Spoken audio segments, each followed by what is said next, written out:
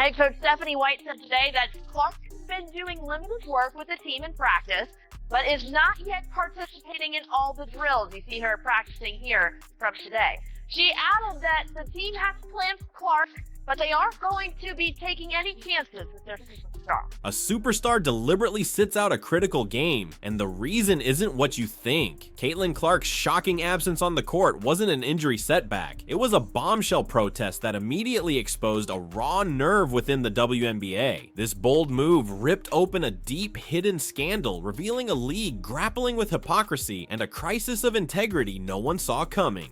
I know Caitlin was supposed to be reevaluated this weekend. Was she cleared to return to basketball activities? I don't know if cleared is the right word. Okay. I mean, we're ready to start ramping back up and make sure, it's completely different when you're just doing one-on-one workouts and when you're out there in 5-on-5, getting up and down the floor, moving laterally. So she's been allowed to do some practicing, not everything. And we're gonna be smart, and we're gonna be cautious, and we're gonna play the long game and work her back in very intentionally.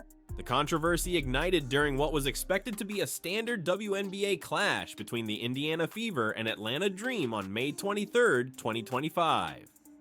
While the game itself was tightly contested, ending in an 81-76 win for Indiana, it was the final moments that stole the spotlight and sparked a media firestorm. What should have been a routine finish quickly unraveled into chaos, setting off a wave of outrage and speculation that would consume the sports world. Tonight, and we got blown out in this game. It was a horrible performance. In the second half, tensions erupted when Brittney Griner picked up her 6th foul, forcing her out of the game in a visibly frustrated exit. As cameras zoomed in, online sleuths and lip readers quickly zeroed in on a troubling moment. Griner appeared to call Caitlin Clark trash, followed by what many identified as a now infamous slur, an effing white girl. Within minutes, the footage went viral, igniting outrage across social media and beyond. The headlines didn't focus on the scoreboard. They focused on the drama that unfolded when tensions finally boiled over, forever altering the narrative around the league's new face. Yet, as the world reacted, the league's silence was deafening. That we were talking about earlier today. And it doesn't take a lot of genius to lip read Brittney Griner, whose voice, by the way, is about as low as mine is, calling her trash and an effing white girl. Now, of course, if Caitlin Clark had ever suggested the same in reverse, using black as opposed to white in that sentence, that'd be the end of her WNBA career. But Brittney Griner is going strong. It's totally... One of the most troubling aspects of this controversy is the WNBA's markedly different response compared to previous investigations into Clark and other allegations of misconduct. Just weeks before the Griner incident, the league conducted a detailed, nearly 2-week investigation into claims that Indiana Fever fans directed offensive chants at Chicago Sky forward Angel Reese. That inquiry concluded with no evidence to support the allegations. Despite the lack of findings, the league approached the matter with seriousness and transparency, stating, based on information gathered to date, including from relevant fans, team and arena staff, as well as audio and video review of the game, we have not substantiated it. This contrasting approach highlights profound concerns about inconsistency and fairness in how the league handles sensitive issues. Caitlin Clark has been picked on and abused ever since she entered the league in 2024, and now Brittney Griner is joining in on the action, saying that she is an effing white trash white girl because after she fouled out, she decided to take her anger and frustration. Despite video evidence circulating widely across social media and numerous public calls for an investigation into the Griner incident, the WNBA has remained stone silent on the issue. This selective approach to enforcing league standards has sparked sharp criticism from political figures, media personalities, and fans who see a concerning pattern of bias. Prominent sports media figures have voiced strong opinions. Skip Bayless, after waiting several weeks, voiced frustration, perceiving a double standard. ESPN's Stephen A. Smith also weighed in, highlighting what he considered a troubling lack of gratitude from Griner, especially given her recent release from Russian custody. The silence and perceived inconsistency have fueled ongoing debates about fairness and transparency in the league's disciplinary processes. With the league refusing to act, its most influential player decided to send a message of her own. It's been over 2 weeks since Griner said this. Instead, the WNBA was investigating a bogus race hoax made up by Angel Reese about Indiana Fever fans. And I say bogus because they found no evidence that supports Angel Reese's claim. Confronted with the league's apparent inaction and what many saw as a blatant double standard in handling controversies, Caitlin Clark made a bold decision that sent shockwaves through the WNBA. Despite being medically cleared to return from her quad injury, Clark informed Indiana Fever head coach Stephanie White that she would sit out the upcoming game against the Atlanta Dream. This unexpected move surprised fans and analysts alike, who had been eagerly awaiting Clark's return to the court. Coach White confirmed that while Clark had been gradually increasing her basketball activities and was participating in limited practice sessions, she would not be taking the floor against Atlanta, explaining, "We're going to be smart, we're going to be cautious." Look, I don't know for sure what was going on with what cameras caught Brittney Griner saying on the bench after she had fouled out against Caitlin Clark's Fever in Atlanta. I waited to comment on this until the WNBA was able to investigate it. I wanted them to issue a statement about it, but we have heard nothing from the WNBA, absolutely nothing. And Brittney Griner has not commented, which I find significant. However, sources close to the situation suggested that Clark's decision was driven less by medical concerns and more by a profound desire to send a message. The rookie star, who had never missed a game due to injury during her college or early professional career, appeared to be making a powerful stand against what she perceived as inconsistent enforcement of conduct standards by the league. Her absence signaled a powerful statement about standing up for fairness and transparency, a courageous act of protest from the league's most marketable asset. Her absence wasn't just a statement, it triggered an immediate, devastating domino effect on the court. On the WNBA's website, it said that Caitlin Clark and Sophie were both game time decisions for tomorrow's game. Stephanie White shut that down pretty immediately. She was like, no, they need to ramp up. We're playing the long game. Yes, they did things here and there, but we don't want to aggravate things and make them any worse. She talked about Sophie Cunningham's ankle, and she said that this is an injury that she has aggravated a couple of times, so they're not going to push it. And the same thing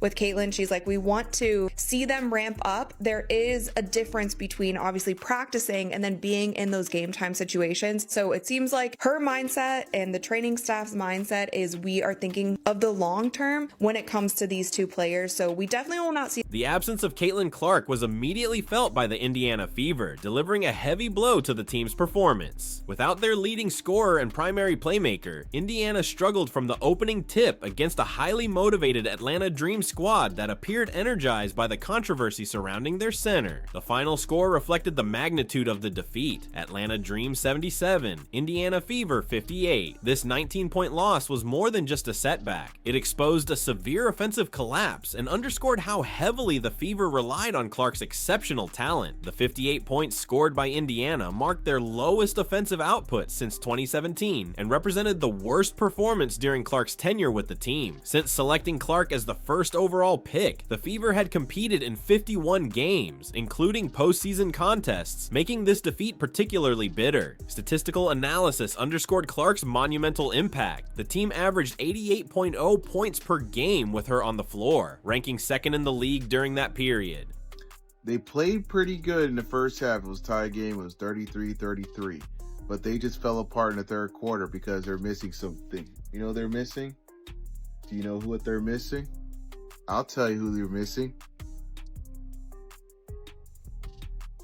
This is who they're missing. Without her, their scoring average dropped sharply to just 76.4 points per game, the second lowest mark in the WNBA. Clark's absence not only affected the scoreboard, but also highlighted her crucial, irreplaceable role in the team's offensive success. Perhaps most frustrating for Fever fans and Clark supporters was the performance of Brittney Griner, a player many believed should have faced suspension or disciplinary action. Despite allegations of misconduct, Griner was allowed to play without restrictions or consequences, and she played a pivotal role in Atlanta's dominant victory. The controversial center showcased her dominance in the paint, helping to orchestrate the Dream's suffocating defense. Griner's continued participation, despite widely circulated video evidence of potential misconduct, underscored what many see as alarming inconsistencies in the league's approach to player discipline. While the WNBA had launched investigations into unsubstantiated claims involving fans, the decision to keep Griner on the court highlighted broader concerns about the league's enforcement enforcement policies, fueling criticism of its power structure and a perceived bias against its newest star. But this wasn't an isolated incident. A troubling pattern of behavior had been unfolding for months. How are we gonna sell tickets if Caitlyn's out for 2 weeks?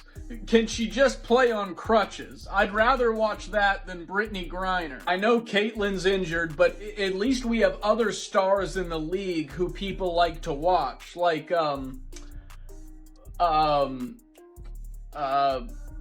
fuck. The Griner incident is part of a broader pattern of controversial moments that have overshadowed both on-court performance and the league's overall growth. Griner's conduct throughout the season has raised serious questions about player discipline and league oversight, especially regarding her interactions with Clark in previous matchups. Griner's physicality against Clark has been notably aggressive, despite the two players occupying different positions on the court. Video footage reveals a recurring pattern of hard screens, increased contact, and what some have described as blatant targeting tactics aimed at the league's most marketable star. Basketball analysts have observed that Griner's foul rate in games involving Clark is significantly higher than her seasonal average, suggesting either poor game management or deliberate targeting of the rookie sensation.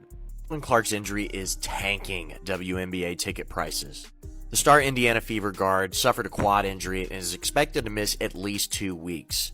This comes on the heels of the WNBA and other teams moving games into larger arenas to accommodate Caitlin's fans. And as sports fans, I think we all know that Caitlin Clark is the most popular women's basketball player. In fact, she might be one of the most popular female athletes in the entire world.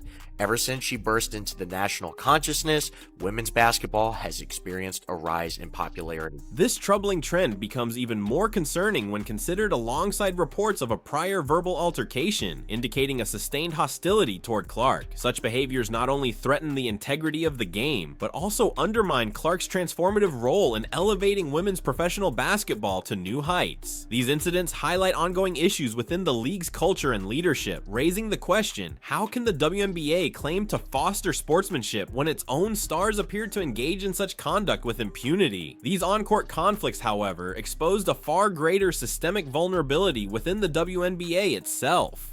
Come, no one wants to watch a game now. Angel Reese said the WNBA was popular because of her. Why are the views dropping? She said she was popular. How can we get people to watch? I don't even watch. To make the game more popular, we're gonna let fans bet on Angel Reese missed layups per game. Right now, the over-under is at 25. Clark's decision to sit out the game has revealed underlying issues within the WNBA that go far beyond a single controversial incident. The league's response has raised serious concerns about its commitment to the very values it promotes through initiatives like No Space for Hate. The commercial impact of Clark's absence is nothing short of catastrophic. Her presence has elevated the WNBA from a niche sport struggling for visibility into a must-watch event that now competes with major professional leagues. Games featuring Clark consistently attract audiences 3 times larger than those without her, creating an economic dependence on her star power that cannot be overstated. Television networks and sponsors have taken note of these viewership patterns, with ESPN reporting substantial increases during Clark's appearances. The WNBA is the most poorly ran organization in America, straight up. Without the NBA giving their yearly donation, this league would have folded years ago. And that's the part that bothers me about the organization, the owners, the players. This inflated ego, thinking, oh, we built this. You didn't build nothing. You're just getting by the NBA charity check. And with this mentality, they have these inflated egos and they're stuck in their ways. They think their way is the right way. This is going to be successful, and it failed for decades. Finally, a player that's worth paying the money for. Caitlin Clark comes along. What do, WNBA? You beat her up. You treat her like crap.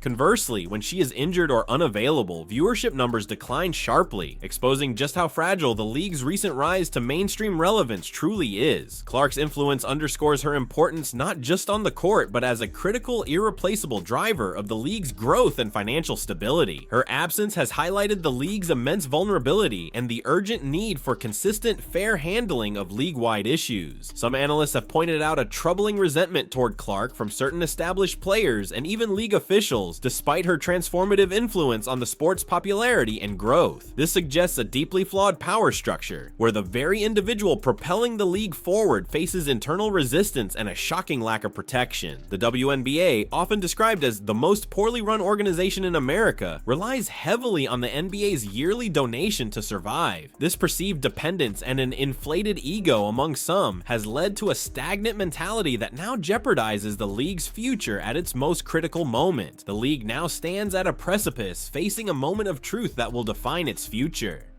Who is going to give Caitlin Clark their quad? Because if I go one more week without her playing, I will genuinely lose it. I will lose it. So someone, I guess I'll do it. I'll take one for the team. Cece, if you're watching this, you can have my quad. You can have my ACL. You can have the whole, you can have my wife's leg, okay? I'm sick of it. I'm sick of it. And I'm glad, like, she's on the sidelines. She's cheering. She's at the Pacers game on the floor. Cool. Live your life, Cece. I'm ready to see you back on the court. It's time to get back to the courts.